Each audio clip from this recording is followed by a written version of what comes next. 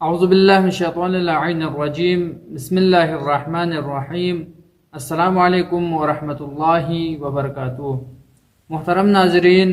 آج ہم شب قدر کی اہمیت و فضیلت اور شب قدر میں ہماری کیا ذمہ داری ہے، وہ ایک روایت جو حضرت موسیٰ کلیم اللہ علیہ السلام سے منسوب ہے، جس میں حضرت موسیٰ اور ذات پروردگار عالم کے درمیان مکالمے کی شکل میں، یعنی حضرت موسیٰ علی نبی اللہ علیہ السلام ذات پروردگار عالم سے سوال کرتے ہیں اور ذات پروردگار عالم جواب دیتے ہیں، وہ آپ ناظرین کی خدمت میں بیان کروں گا۔ ان میں سے پہلا جملہ ہے جس میں حضرت موسیٰ علی نبی اللہ علیہ السلام فرماتے ہیں، قال الہی ارید قرب کا، اے میرا پروردگار میں آپ کا قرب چاہتا ہوں، میں آپ سے نزدیک ہونا چاہتا ہوں، اس کے لیے میں کیا کروں؟ تو ذات پروردگار عالم ارشاد فرماتا ہے، قال قربی لمن استقیض لیلۃ القدر، اگر کوئی مجھ سے نزدیک ہونا چاہتا ہے تو میرا قرب اس شخص کو حاصل ہوگا جو شب قدر میں، لیلۃ القدر میں بیداری کرتے ہیں، یعنی شب قدر میں شبداری کرنے والوں کے لیے میرا قرب ہے، یعنی میں اس شخص سے نزدیک ہوتا ہوں جو شب قدر میں شبداری کرتے ہیں۔ دوسرا جملہ ہے جس میں فرماتے ہیں، قال الہی ارید رحمتک، پروردگارا اے میرے رب میں آپ کی رحمت چاہتا ہوں۔ تو ذات پروردگار عالم نے فرمایا، قال رحمتی لمن رحم المساکین لیلۃ القدر، اگر کوئی میری رحمت چاہتے ہیں تو میری رحمت اس شخص کے جو شب قدر میں مساکین کے ساتھ، فقیروں کے ساتھ رحم کرتے ہیں۔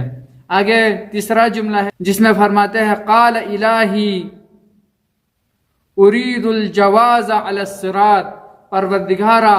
میں روز قیامت پل صراط سے گزرنے کے لیے جواز چاہتا ہوں، یعنی آج کے زبان میں اگر ہم کہیں تو فرماتے ہیں کہ پروردگارا میں پل صراط سے گزرنے کے لیے مجھے ٹکٹ چاہیے، وہ ٹکٹ کیا ہے؟ تو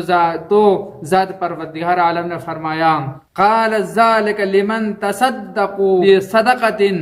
فی لیلۃ القدر، اگر کوئی یہ چاہتے ہو کہ روز قیامت پل صراط سے گزرنا چاہتے ہو تو پل صراط سے گزرنے کے لیے جو ٹکٹ ہے، گزرنامہ ہے، وہ اس شخص کے لیے ہوگا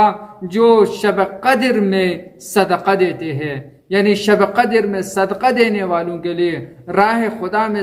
خرچ کرنے والوں کے لیے وہ خرج، یعنی پل صراط سے گزرنے کے لیے گزرنامہ ہے، جواز ہے۔ چوتھا جملہ ہے، قال الہی ارید من احجار الجنہ وثمارہا، پروردگارا جنت کے درختوں اور پھلوں کو میں چاہتا ہوں، یعنی جنت میں میوجات ہے، جو پھل ہے، فروٹ ہے، میں ان کو چاہتا ہوں، تو اس کے لیے کیا کرے؟ تو ذات پروردگار عالم نے فرمایا، قال ذالک لمن تسبح تسبیحہ فی لیلۃ القدر، اگر کوئی جنت کے درختوں کے پھلوں کو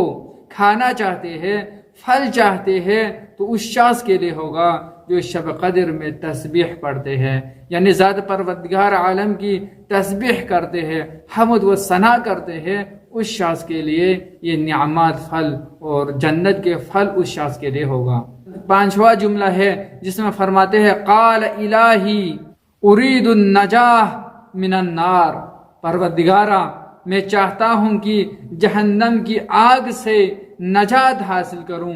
جہنم کی آگ سے نجات حاصل کرنے کے لیے، جہنم سے دور ہونے کے لیے میں کیا کروں؟ تو فرمایا، قال ذالک لمن استغفر فی لیلۃ القدر، یعنی اگر کوئی چاہتے ہو کہ جہنم سے دور ہونا چاہتے ہو، جہنم کی آگ سے دور ہونا چاہتے ہو، تو وہ اس شخص کے لیے ہوگا جو شب قدر میں استغفار کرتے ہیں۔ یا شب قدر کے